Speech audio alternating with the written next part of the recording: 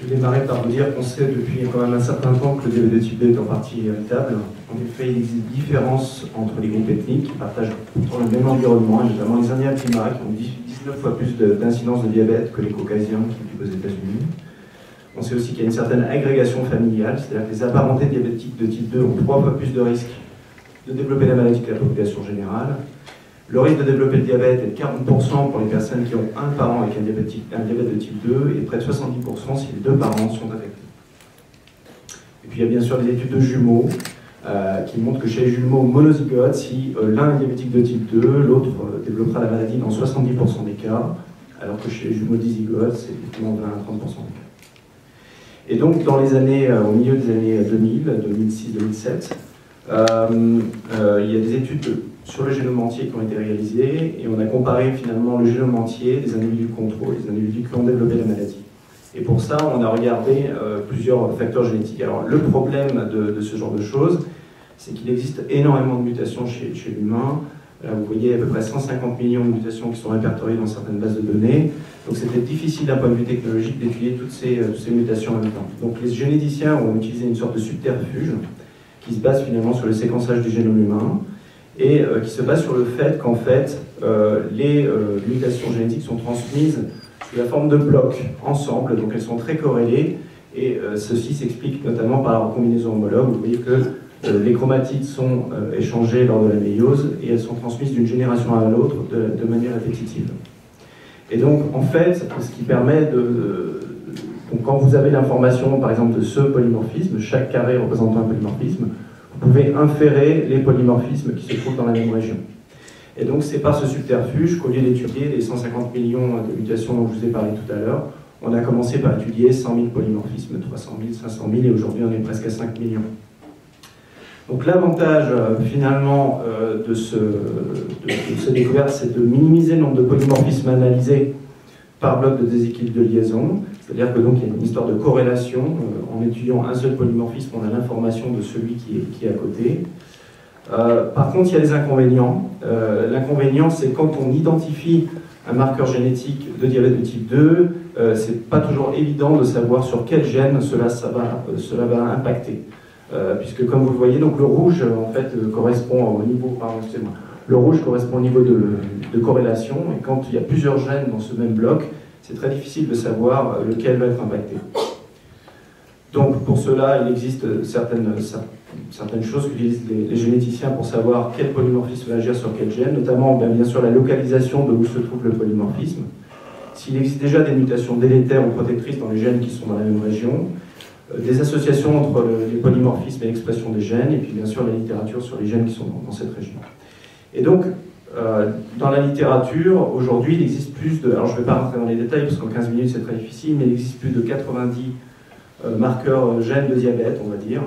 Vous voyez qu'il y a eu vraiment, depuis l'ère des études pangénomiques, c'est-à-dire du génome entier, depuis 2006, il y a eu vraiment une explosion de découverte de différents polymorphismes. Dans un premier temps, ce sont surtout les individus d'origine européenne qui ont été analysés, et puis dans un deuxième temps, plutôt les populations d'origine asiatique. Donc là, je ne vais pas rentrer dans les détails physiologiques de chaque gène, ne vous inquiétez pas. Donc je vais vous apporter quelques concepts que vous pourriez retenir. Déjà, on peut se demander, est-ce que ce sont les mêmes facteurs génétiques qui sont à la fois chez les Européens, par exemple, et chez les Asiatiques. Donc vous voyez que les choses sont compliquées. Certains semblent relativement spécifiques d'une population, d'autres spécifiques d'une autre, et puis certains sont communs entre les deux populations. Donc voilà, tout ça pour vous dire que les choses sont assez complexes. Et après, ça pose aussi des problèmes de puissance dans les études, mais disons qu'il y a probablement un mix entre des marqueurs qui sont spécifiques de population et d'autres qui sont relativement partagés. Alors néanmoins, on peut partager certains polymorphismes génétiques, mais il y a quand même des différences. Là, je vous ai juste noté une différence, c'est-à-dire qu'on peut partager les mêmes polymorphismes génétiques. Donc TCF7L2, c'est le gène majeur de diabète, quelle que soit la population étudiée. Et vous voyez que notamment les différences peuvent être au niveau des fréquences alléliques. Là, pour TCF7L2, chez les Européens, c'est à peu près aux alentours de 40%, et au niveau de certaines populations asiatiques, ça peut descendre aux alentours de 5%. Donc vous voyez que ce n'est pas parce que le polymorphisme est associé au niveau du type 2 que la fréquence va être la même, et donc l'impact dans la population va être différent. Alors, quels sont les effets fonctionnels de ces polymorphismes? Eh bien, principalement, ce qu'on a étudié jusqu'à maintenant, l'effet principal fonctionnel, c'est probablement au niveau de la cellule bêta pancréatique et assez peu au niveau de l'insulinorésistance. Donc voilà, je vous présente une étude récente qui essaie de classifier un petit peu. Alors vous voyez qu'il n'y a pas l'ensemble des polymorphismes que je vous ai montré tout à l'heure, mais en gros, pour une grande proportion, nous ne savons pas vraiment ce que ça fait. Il faut quand même avouer que plus on recherche, plus on trouve qu'on ne sait pas grand-chose. Et donc en fait, il y a beaucoup de ces marqueurs pour lesquels il n'y a pas d'effet fonctionnel clair. Et puis il y a une petite majorité pour les cellules bêta, et l'insuline résistance c'est vraiment très faible. Alors vous inquiétez pas, ne prenez pas peur, ne fuyez pas tout de suite, c'est que tout le monde est en hypoglycémie.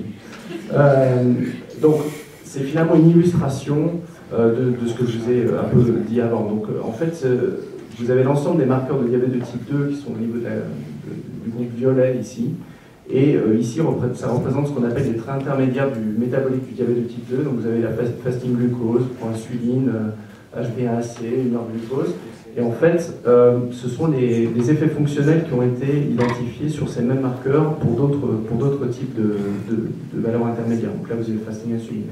Et encore une fois, c'est juste pour vous illustrer le fait que pour la plupart des variants génétiques associés au diabète de type 2, eh ben, ils ne sont pas ni associés à la glycémie à jeun, ni à la proinsuline, ni à l'insulinémie, ni à l'HbA1c. C'est-à-dire qu'encore une fois, on a du mal à identifier pour ces marqueurs qui ont souvent des effets faibles, il faut quand même se l'avouer, on a du mal à identifier l'effet fonctionnel qu'il y a derrière. Et puis si on élargit un peu la pléiotropie des effets, c'est-à-dire est-ce que les variants génétiques de diabète vont avoir un effet sur les lipides, la pression artérielle, l'obésité, ben vous voyez que c'est vraiment pas clair, et encore une fois, une grande majorité n'ont pas des effets clairement démontrés sur d'autres variables. Alors on peut aussi se poser la question sur l'expression génique, parce que la plupart de ces variants génétiques se trouvent au niveau intergénique, ou en tout cas ne sont pas dans des régions codantes de l'ADN, et donc on peut se poser la question de l'effet fonctionnel de ces variants, et pour beaucoup quand même, ils sont associés à l'expression des gènes. Alors là, il y a des tissus comme le tissu adipeux ou le sang qui ont été analysés, mais il y a d'autres tissus qui sont analysés, et beaucoup sont quand même associés avec l'expression des gènes. Ça peut être un des mécanismes qui pourrait expliquer l'association avec le diabète. Quand on parle des interactions gène-environnement, alors là, je vous cite l'étude EPIC, qui a fait donc une grande étude européenne qui a étudié les interactions avec l'environnement. Et la seule chose qu'ils ont un petit peu montré, et qu'on avait montré aussi auparavant, c'est une association notamment avec l'adiposité, tout ce qui est indice de masse corporelle et waste. Et vous pouvez remarquer qu'en fait, les variants génétiques sont plus associés au diabète de type 2 chez les maigres que chez les individus obèses. Alors néanmoins, alors par contre, je suis désolé, je reviens en arrière, néanmoins, de manière surprenante, ils n'ont pas vraiment montré d'interaction avec l'activité physique ou avec le score de diète. Mais il y a d'autres études qui montrent un petit peu l'inverse, notamment l'étude DPP sur le TCF7L2, qui montre qu'avec une intervention sur le mode de vie, l'incidence de diabète n'est plus significative pour le variant majeur de diabète. Et vous voyez que l'effet est meilleur pour l'intervention sur le mode de vie qu'avec la metformine notamment. Quand on prend les gènes de manière générale, pareil, une autre étude qui montre que le mode de vie occidental en termes de diète est aussi en interaction avec le score génétique. C'est vraiment donc, alors qu'il n'y a pas d'interaction quand on a un mode de vie classique. Mais quand on a un mode de vie à l'occidental, quand vous avez des polymorphismes génétiques, vous avez plus de risques de développer un diabète de type 2.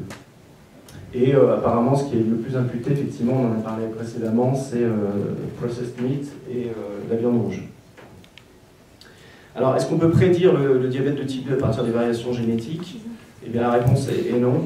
Et donc, malgré que ce soit 3 ou 20 polymorphismes, finalement, l'AUC est assez faible. Et ça, on peut l'expliquer par le fait que ces variants n'expliquent que 10% de la part héréditaire du diabète de type 2. Alors, certaines études ont montré que peut-être que c'est dû aux interactions qui sont mal établies. Néanmoins, il y a des études de simulation qui montrent que finalement, même si on multiplie les interactions jusqu'à 10, l'AUC ne sera augmentée que d'à peu près 1%. Donc, c'est important d'étudier les interactions, mais visiblement, c'est pas ça qui va permettre d'identifier l'héritabilité manquante. Alors, il y a eu quelques mutations rares qui ont été identifiées récemment, mais pareil, on a eu des résultats assez décevants. Et plus récemment, on a étudié ce qu'on appelle l'épigénétique, qui est un concept qui date de Conrad Waddington dans les années 1900, qui en fait correspond à l'étude des changements héréditaires, donc l'expression des gènes qui n'ont lieu sans modification de la séquence d'ADN. Donc ça, c'est quelque chose qu'on étudie en ce moment aussi au laboratoire. Il y a 3 grands types de modifications épigénétiques. La méthylation de l'ADN, je ne vais pas rentrer dans les détails, il y a des modifications d'histones et l'effet des ARN non codants. Et donc, l'ensemble de ces phénomènes contribue à expliquer finalement comment les cellules avec un ADN qui sont finalement identiques peuvent se différencier en plusieurs cellules spécialisées. Et donc, il y a des études qui montrent qu'il y a des liens entre épigénétique et diabète de type 2. Et je pense que les cliniciens ont notamment en tête que la méthylation de l'ADN dans l'environnement intra-utérin et son rôle dans la programmation d'effets diabétogéniques plus tard dans la vie est important. Et que les embryons donc, exposés au diabète de type 2 de la mère sont plus susceptibles de développer la maladie à l'âge adulte que s'ils n'avaient pas été exposés à ça durant la grossesse. Alors, je vais rapidement aborder les différents sous-types de variants épigénétiques. Il y a des liens qui existent entre miRNA et diabète de type 2. On sait que l'expression de certains de ces miRNA au niveau de tissus insulinosensibles change déjà 10 ans avant le diagnostic du diabète de type 2. Ils ne sont pas seulement de bons marqueurs précoces de la maladie, mais ils sont aussi responsables de sa progression, ce qui en fait de bonnes cibles thérapeutiques. Ils pourraient agir à distance de leur site de biogénèse et transmis d'un tissu à l'autre. Et ils sont impliqués dans le diabète de type 2, notamment donc en trans. Donc il est possible de limiter finalement la progression de la maladie par des approches thérapeutiques non invasives. Et c'est l'intérêt des miRNA. Il y a une méta-analyse récente qui vient d'être publiée, parce que le problème c'est que d'une étude à l'autre, on ne retrouve pas toujours les mêmes résultats. Les études ont été menées sur plusieurs tissus, chez l'humain et chez l'animal, et il y a à peu près une quarantaine de miRNA qui sont associés au diabète de type 2, mais tous ne sont pas nécessairement partagés. Certains c'est chez l'animal, d'autres chez l'humain, d'autres uniquement dans le tissu adipeux, d'autres dans le pancréas. Donc tout ça vous montre que tout cela est très compliqué. Il y a aussi des modifications d'histones associées au diabète de type 2, et notamment on s'aperçoit qu'il y a des interactions, c'est-à-dire que les facteurs génétiques dont je vous ai parlé tout à l'heure qui sont associés au diabète de type 2 sont souvent à proximité de ces régions dans lesquelles il y a des modifications d'histones. Donc ça c'est juste l'illustration, et notamment vous pouvez voir que la méthylation au niveau de la lysine 4 de l'histone 3 est souvent associée au diabète de type 2. Et puis nous, au laboratoire, on étudie beaucoup en ce moment la méthylation de l'ADN, dont je vous ai parlé tout à l'heure. Donc en fait, il faut savoir que les séquences CG sont quelquefois méthylées dans le génome. Il existe plus de 28 millions de sites CPG dans le génome. 70 à 80% de ces sites sont méthylés. Et généralement, ça se passe au niveau des séquences répétées, au niveau du corps des gènes. Et généralement, cette méthylation peut être enlevée par déamination passive, par un processus un peu plus dynamique, par des processus enzymatiques. Ces CPG se regroupent sous forme d'îlots, finalement, dont les définitions varient au cours du temps. Et il faut savoir que les sites les plus différentiellement méthylés se trouvent finalement pas dans les îlots CPG comme on le pensait précédemment, mais dans une région de 2 à 4 kV autour des îlots CPG. Et que finalement, c'est souvent associé à une diminution de... Enfin, la méthylation, il y a souvent associé à une diminution de l'expression des gènes, à la stabilité du génome, mais quelquefois aussi, selon le contexte, à l'augmentation de l'expression des gènes. Et puis une histoire d'empreinte génétique. J'avance parce que ça n'a pas forcément d'intérêt ici pour cette audience. Et on sait que la méthylation de l'ADN peut être relativement irritable chez l'homme. Il y a des études qui le montrent, que ce soit au niveau d'études familiales, de jumeaux, dans des groupes ethniques. Mais ça varie vraiment d'un CPG à l'autre. Quelquefois, il y a une méthylation qui n'est pas du tout irritable et d'autres très irritables. Donc il y a des études prospectives qui montrent ça, ou des membres de la même famille. Et puis donc des études de jumeaux, ce qui montre aussi qu'il y a probablement un lien assez fort entre les facteurs génétiques et les facteurs épigénétiques.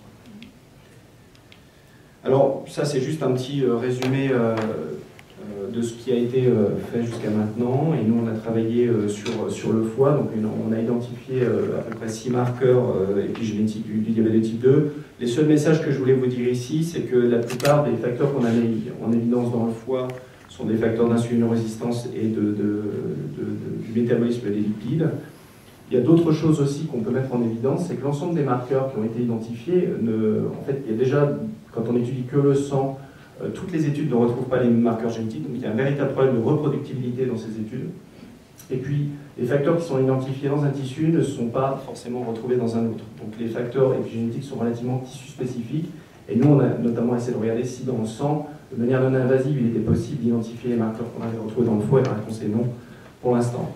L'autre chose qu'on peut aussi dire, c'est que beaucoup de ces études ont aussi essayé de voir si finalement, est-ce que les facteurs épigénétiques sont des conséquences ou des causes du diabète, et pour l'instant, il semble par des études très indirectes pour l'instant, que ces facteurs semblent précéder l'incidence de diabète.